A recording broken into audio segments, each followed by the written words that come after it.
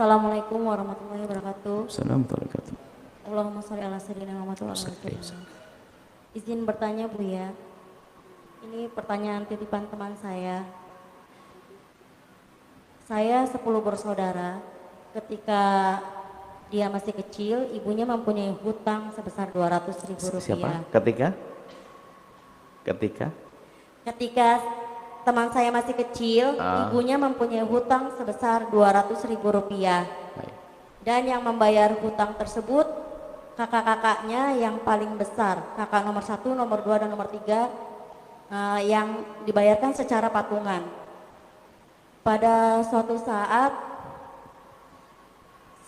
teman saya dipanggil sama kakaknya dan disuruh membayarkan hutang ibunya. membayari atau membayarkan?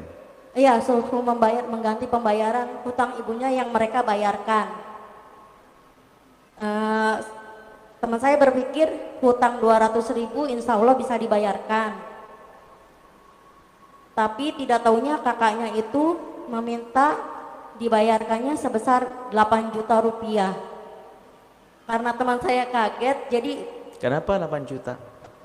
katanya menurut kakaknya harga beras pada saat itu dan pada saat ini berbeda Bu ya. Dia ngutangi apa? Dia bayar hutang apa? Bayar hutang ibunya Bu ya. Jadi Ya. ibunya punya hutang. Katanya 200.000 kok jadi beras? Iya, tapi dia minta dibayarkannya sebesar 8 juta rupiah. Mohon pencerahannya Bu ya. Bagaimana teman saya harus bersikap? Wahai hamba Allah, kesengsaraan Terima kasih. hidupmu.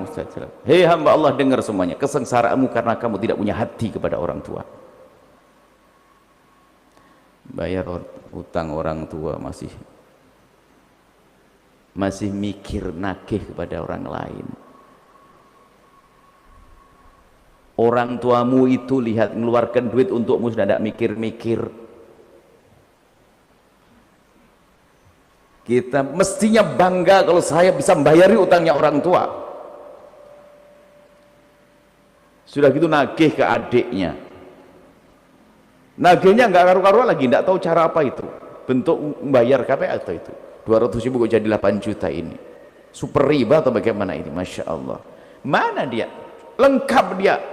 Tidak punya bekti ke orang tuanya, mau meres adiknya, melakukan riba, sengsaranya full. Lihat aja manusia begitu. Kok ada? Kalaupun ada itu adalah keterlaluan. Kalau ada orang semacam itu, mestinya orang itu berebut untuk bisa membantu orang tuanya, menolong orang tuanya. Ingat wahai anak-anak, jika engkau bisa mengabdi kepada orang tuamu, yang paling banyak pengabdianmu ketuailah itu yang paling diberi oleh Allah karunia. Berlomba, hei hamba Allah. Adapun kalau bicara tentang hukum, cuman kita tidak ngajari sang adik untuk kurang ajar. Bayari 200.000 dong. Dan itu keberuntungan bagi anda. 8 juta mana akadnya? 200 pun nggak harus. Karena begini, orang dewasa itu kalau membayarkan utangnya orang lain jika tanpa persetujuan itu namanya hadiah. Anda punya utang kepada tetangga anda 500.000, tiba-tiba saya bayari, berarti hadiah dari saya. Nggak boleh saya minta kepada anda, wong nggak ada kesepakatan kok. Orang dewasa, kecuali saya anak kecil atau saya orang gila. Begitu dalam fikih. Kalau orang dewasa, orang berakal ada kesepakatan. Kalau ada kesepakatan namanya gratis. Makanya saya sering bicara dengan teman-teman yang saya lagi naik becak, nggak usah berapa saja. Oh nggak bisa. Kalau tidak ada akad namanya gratis naik becak. Harus ada akad dong. Karena tanpa akad jadi masalah. Makanya kalau anda naik becak nggak pakai akad kemudian disuruh bayar mahal, berarti anda yang salah. Berarti tidak pernah ngaji. Akad dulu dong. 20.000. Kalau masalah anda beri tambahan, tambahan dong. Jangan pakai gampang-gampang. Giliran dinaikkan sedikit, anda marah-marah. Salahnya sendiri anda. Jadi kaidahnya orang dewasa itu dengan orang dewasa di dalam urusan seperti itu, jika tanpa ada kesepakatan, namanya tabarruk. Anaknya membayarkan ibunya tabarruk kalau pakai perjanjian, kecuali perjanjian ibu saya bayarkan utangnya, jangan nanti ngutang lagi. Iya, itu kalau bicara hukum nggak wajib, nggak ada urusan, kan begitu hukum. Sebab kalau itu dibiarkan, semua orang bisa ngaku-ngaku seenaknya nanti. Anda kerja ke tempat saya, orang dewasa begini ke tempat saya, nggak pakai ngomong, gratis, saya nggak wajib gaji. Siapa yang nyuruh? Kecuali anak kecil datang ke tempat saya kerja, saya harus gaji. Karena anak kecil dia bisa buat akad dengan saya. Anda kan bisa buat akad tarodin, ijarah, jual beli, harus ada kerelaan dong. Seperti itu. Ya, hukum itu adil. Cuman bukan masalah ini yang saya sedihkan, urusan orang tua sampai begitu amat. Ini manusia atau bukan tuh? Sama ibunya aja sampai begitu. Sak nyungsep-nyungsepnya orang. Ibunya dulu waktu ngerawat dia itu kayak apa kira-kira? Allah. Para sahabat, sebagian para orang-orang soleh paling takut duduk dengan orang begitu. Maka jangan duduk orang yang durhaka sama orang tua. Awas, hati-hati, kena musibah. Untuk dirinya sudah nggak baik, untuk orang di kiri kanan nggak baik.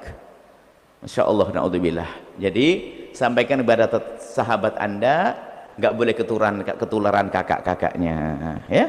Bayar yang 200.000, yang lainnya lah ya nggak harus dong. 200.000 pun bukan sebuah kewajiban kok. Rebut bekti kakak Anda kepada orang tua, suruh ngerebut baktinya tadi, suruh bayari deh. 8 juta akadnya gimana? Kalau tidak jelas malah Anda dosa nuruti sesuatu yang haram kok. Nggak ada akad kok tiba-tiba suruh bayari. Cuman tidak tahu ceritanya KPS, saya nggak tahu. Ini hanya kebetulan saja untuk negur sebagian orang sama ibunya pelit. Kadang-kadang naudzubillah ya, anak kelihatannya baik, tapi giliran ibunya sakit, dia tuh mau datang nunggu dulu. Sudah datang belum kakak-kakak atau adik-adik? Belum, antar aja. Memang kenapa? Dia tidak ngomong, cuma dalam hati jawab, kalau sampai saya datang duluan nanti saya suruh nebus obatnya. Kurang ajar banget tuh manusia. Kelihatannya Mas Soleh hadir ke masjid terus, neraka tuh anak. Sama orang tuanya pelit. Semoga ini ahli surga semuanya. Bekti kepada orang tua, dan ingat, yang bisa bekti pada orang tua nanti anaknya pun berbekti. Yang tidak berbekti pada orang tua akan dihukum oleh Allah dengan siapapun. Bisa saja anaknya kurang ajar, istrinya, sahabatnya. Hati-hati ya orang tua. Wallahu a'lam bishawab. Selesai itu. Setelah Anda menyaksikan video ini, jangan lupa berselawat kepada baginda Nabi Muhammad sallallahu alaihi wa alihi wa sahbihi wasallam.